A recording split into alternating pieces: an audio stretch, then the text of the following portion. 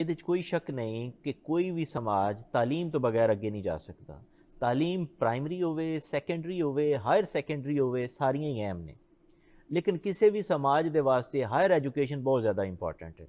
ਤੁਸੀਂ being chairman Punjab higher education ਦੱਸੋ ਕਿ ਸਾਡੀ ਜਿਹੜੀ ਹਾਇਰ ਐਜੂਕੇਸ਼ਨ ਹੈ, ਕਿਆ ਜਦੀਦ ਤਕਾਜ਼ਿਆਂ ਦੇ ਐਨ ਮੁਤਾਬਿਕ ਹੈ ਜਾਂ ਅਸੀਂ ਦੁਨੀਆ ਤੋਂ ਪਿੱਛੇ ਹਾਂ?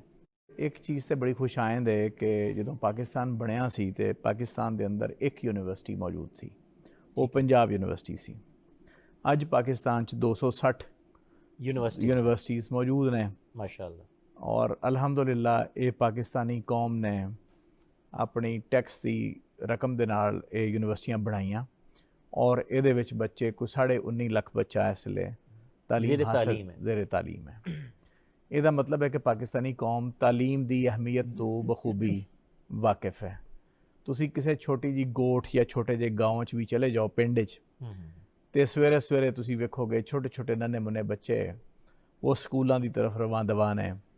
ਸੁਬਹ 8 ਵਜੇ ਹਰ ਜਗ੍ਹਾ, ਹਰ ਗਲੀ, ਹਰ ਮਹੱਲਾ, ਹਰ ਬਸਤੀ ਛੋਟੀ ਛੋਟੀ ਬੱਚੀਆਂ ਬੱਚੇ ਸਕੂਲਾਂ ਨੂੰ, ਕਾਲਜਸ ਨੂੰ, ਫਿਰ ਉਸ ਤੋਂ ਬਾਅਦ ਜਾ ਰਹੇ ਨੇ, ਬੱਸਿਸ ਵਿੱਚ ਜਾ ਰਹੇ ਨੇ, ਫਿਰ ਯੂਨੀਵਰਸਿਟੀਆਂ ਨੂੰ ਜਾ ਰਹੇ ਨੇ। ਉਹਦਾ ਮਤਲਬ ਹੈ ਕਿ ਕੌਮ ਨੂੰ ਇਹ ਬੜੀ ਅੱਛੀ ਤਰ੍ਹਾਂ ਪਤਾ ਹੈ ਕਿ ਉਹਨਾਂ ਦਾ ਮੁਸਤਕਬਲ ਜਿਹੜਾ ਉਹ ਤਾਲੀਮ ਨਾਲ ਵਾਬਸਤਾ ਹੈ, ਔਰ ਵਾਲਿदैन ਔਰ ਹੁਕੂਮਤ ਉਹਦੇ ਲਈ ਜਿੰਨੇ ਵਸਾਇਲ ਨੇ ਉਹ ਮੁਖਤਸ ਕਰ ਰਹੇ ਨੇ। ਦੂਸਰਾ ਜਿਹੜਾ ਗੱਲ ਹੈ ਸਟੈਂਡਰਡ ਹੈ ਜਾਂ ਮਿਆਰੇ ਤਾਲੀਮ ਦੀ ਤੁਸੀਂ ਗੱਲ ਕਰ, ਉਹਦੇ ਵਾਸਤੇ ਵੀ ਬੜੀ ਭਰਪੂਰ ਕੋਸ਼ਿਸ਼ ਹੈ ਕਿ ਅਸੀਂ ਦੁਨੀਆ ਦੇ ਜਿਹੜੇ ਜਦੀਦ ਤਕਾਜ਼ੇ ਨੇ, ਫਿਊਚਰ ਦੀ ਦੁਨੀਆ, ਮੁਸਤਕਬਲ ਦੀ ਦੁਨੀਆ ਕਿਹੋ ਜਿਹੀ ਹੋਏਗੀ। ਮਿਸਾਲ ਦੇ ਤੌਰ ਤੇ ਵਰਲਡ ਇਕਨੋਮਿਕ ਫੋਰਮ ਇਹ ਕਹਿ ਰਿਹਾ ਹੈ ਕਿ 2050 ਦੀ ਜਿਹੜੀ ਦੁਨੀਆ ਹੈ ਉਹ ਇੱਕ ਡਿਜੀਟਲ ਸਮਾਜ ਹੋਏਗਾ। ਉਹਦੇ 'ਚ ਆਰਟੀਫਿਸ਼ੀਅਲ ਇੰਟੈਲੀਜੈਂਸ ਦੀ ਦੁਨੀਆ ਹੋਏਗੀ, ਇੰਡਸਟਰੀਅਲ ਰੋਬੋਟਿਕਸ ਦੀ ਦੁਨੀਆ ਹੋਏਗੀ, ਡੇਟਾ ਸਾਇੰਸਿਸ ਦੀ ਦੁਨੀਆ ਹੋਏਗੀ, ਆਗਮੈਂਟਡ ਰਿਐਲਿਟੀਜ਼ ਦੀ ਦੁਨੀਆ ਹੋਏਗੀ। ਇਹ ਨਵੇਂ ਰੁਝਾਨਾਤ ਨੇ, ਇਹ 5ਵਾਂ ਇੰਡਸਟਰੀਅਲ ਸਨਅਤੀ ਇਨਕਲਾਬ ਹੈ। ਲਿਹਾਜ਼ਾ ਇਹਦੇ ਕੁਛ ਆਪਣੇ ਤਕਾਜ਼ੇ ਨੇ।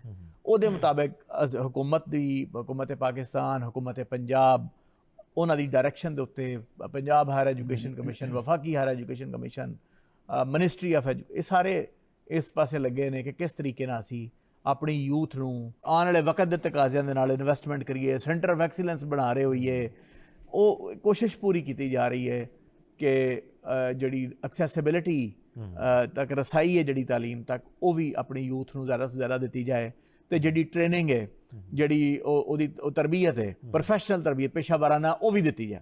ਔਰ ਇਹਦੇ ਨਾਲ ਉਹਨਾਂ ਨੂੰ ਅੱਛਾ ਇਨਸਾਨ ਬਣਾਉਣ ਦੀ ਵੀ ਕੋਸ਼ਿਸ਼ ਵਾਸਤੇ ਇਖਲਾਕੀ ਤਰਬੀਅਤ ਮੁਖਤਲਿਫ ਅਸੀਂ ਆਪਣਾ ਜਿਹੜਾ ਕਰੀਕੁਲਮ ਹੈ, ਜਿਹੜਾ ਸਾਡਾ ਨਿਸਾਬੇ ਤਾਲੀਮ ਹੈ, ਉਹਦੇ ਅੰਦਰ ਵੀ ਨਿਤ ਨਏ ਰਵੀਅਨਸ ਔਰ ਉਹਦੇ ਅੰਦਰ ਅਸੀਂ ਰੁਝਾਨਾਤ ਨੂੰ ਰੋਸ਼ਨਾਸ ਕਰਾ ਰਹੇ ਹਾਂ।